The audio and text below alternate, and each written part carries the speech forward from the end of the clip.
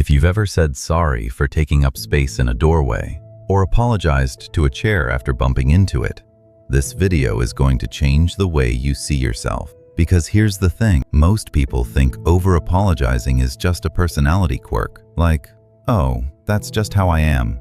I'm too polite. But that's not what's actually happening. What's really going on underneath that constant sorry is one of the most quietly painful psychological patterns a person can carry, and almost nobody talks about it this way. So today, we're going deep. We're pulling back the curtain on the psychology of people who apologize for everything. What created it, what it's doing to them right now, and what it quietly costs them every single day. And if you recognize yourself in this, I want you to stay, because this might be the most important thing you hear all year. Let's start with what it actually looks like. You walk into a meeting 2 minutes late and say, "I'm so sorry," 6 times. Your friend cancels plans and you apologize to them. Someone bumps into you on the street, and the word that comes out of your mouth first is, "Sorry." You apologize for your opinion before you even share it. This might be a dumb idea, but sorry if this is wrong.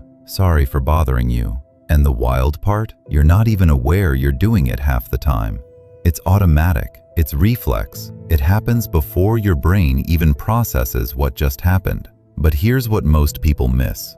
That reflex isn't random. It was trained into you, carefully, quietly, and it started way earlier than you think. Psychologists call it a fawn response. Most people know fight or flight, but the fawn response is the one nobody talks about enough. When a child grows up in an environment where conflict felt dangerous, where a parent's mood was unpredictable, where love felt conditional, where saying the wrong thing had consequences, the child's brain learns something critical for survival. If I make myself small enough, they won't get upset. If I apologize first, I can control the reaction. If I stay sorry, I stay safe.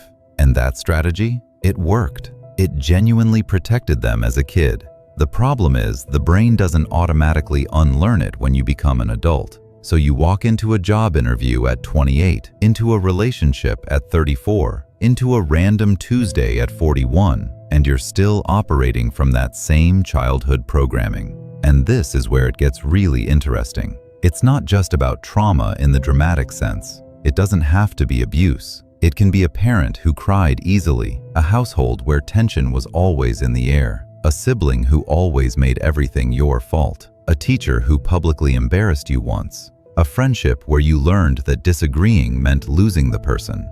Over time, your nervous system filed away one core belief: my existence is an inconvenience. I need to earn my right to take up space. And sorry became the payment. Now here's what nobody tells you about this pattern. It feels selfless. It feels polite. People around you might even say you're the kindest person they know, but inside, it's exhausting. You're constantly monitoring, reading the room, trying to predict how people feel so you can adjust yourself before they're even upset. You're emotionally working overtime every single day, and nobody sees it because you make it look effortless. The scary part is, over-apologizing doesn't just affect how others see you, it rewires how you see yourself. Every time you apologize for something that wasn't your fault, your brain logs that. Neurologically, you're reinforcing a story. I was in the wrong. I need to fix it, even when there was nothing to fix. Do that enough times, and your baseline sense of self starts to shift. You start feeling guilty as a default state, like you're always one wrong move away from ruining something, like you owe the world an apology just for existing in it. And relationships? Chronic over-apologizers often attract 2 very specific types of people. 1, people who feel genuinely comfortable and safe with them because of the warmth they radiate. And 2, people who learn very quickly that they can take advantage. Because when you apologize for everything, you're essentially handing people a remote control to your emotional state, and not everyone handles that with care. Hey, real quick, if this is hitting close to home, go ahead and hit subscribe and drop a like. I cover this kind of deep psychology stuff every week, and I genuinely think it can change how you move through the world. Okay, back to it. Here's something that'll make you think. Over-apologizers are often incredibly perceptive, like almost unnervingly good at reading people. And that makes sense. When you've spent years scanning for emotional weather changes, you get really, really good at it. But there's a dark side to that skill, because people who apologize for everything are often people who've never really learned how to express anger, or boundaries, or disappointment. Those emotions got suppressed early because showing them felt risky. Anger equals conflict. Conflict equals losing someone.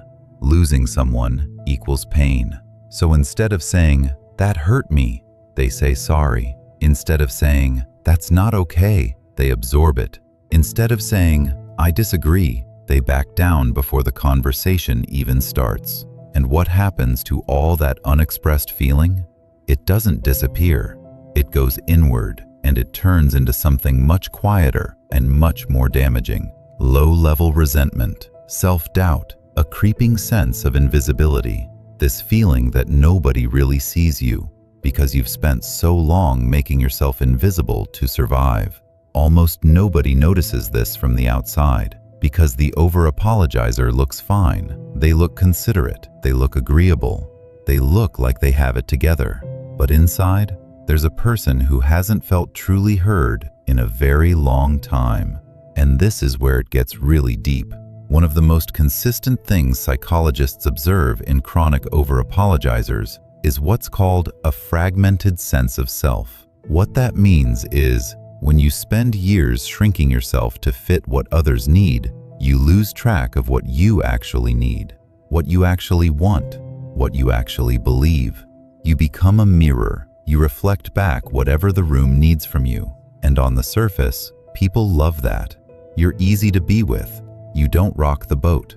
But mirrors don't have a reflection of their own. So there comes this quiet crisis, usually in the late 20s or 30s, where you realize you don't actually know who you are when nobody's watching, when nobody needs you to be anything, when there's no conflict to manage or mood to soothe. You sit alone and the silence feels uncomfortable, not peaceful, because you don't have a well-practiced relationship with yourself. You only know yourself in reaction to others. That's not a character flaw. That is the natural result of a coping strategy that was never supposed to become a permanent identity. So what does the way out look like? And I want to be real here. This isn't a 5 steps to stop apologizing situation, because the behavior isn't the root. The belief underneath is. The real work is teaching your nervous system that conflict doesn't mean destruction, that you can disappoint someone and still be loved, that your needs aren't an inconvenience, that your presence doesn't need to be justified. That work usually starts with something deceptively simple: pausing before you apologize. Not suppressing it, just pausing and asking yourself, did I actually do something wrong, or am I apologizing to manage someone else's emotion? That one pause, done consistently, starts to create space between stimulus and response. And in that space, a new pattern can form. It also means learning the difference between accountability and self-punishment. Real accountability sounds like, I made a mistake, here's how I'll fix it. Self-punishment sounds like, I'm so sorry, I'm terrible, I'm always doing this. One closes the loop, the other just keeps you spinning. And over time, as you practice tolerating the discomfort of not apologizing when you haven't done anything wrong, something shifts. The baseline guilt starts to lift. You start to feel like your existence is something you don't have to constantly defend. That's not confidence in the showy sense. It's quieter than that. It's just a person who finally believes they're allowed to be here. And if this kind of psychology resonates with you, subscribe. Seriously. There's a lot more where this came from, and I think you'll want to stick around. Here's what I want you to walk away with today. If you're someone who apologizes for everything, you're not weak. You're not too sensitive. You're not broken. You're someone who learned in a very specific environment that making yourself small was the smartest way to stay safe. And that strategy was actually genius for what you were going through. It just doesn't serve you anymore. The version of you that needed to apologize constantly to survive They did their job. They got you here, but you don't have to keep living by their rules. You're allowed to take up space. You're allowed to have opinions. You're allowed to exist without earning it every single day. And that might sound simple, but for some of you hearing this right now, it might be the first time anyone's actually said that to you. So consider it said. If this video hit different, share it with someone who needs it, because sometimes the people who apologize the most are also the last ones to take care of themselves. I'll see you in the next one.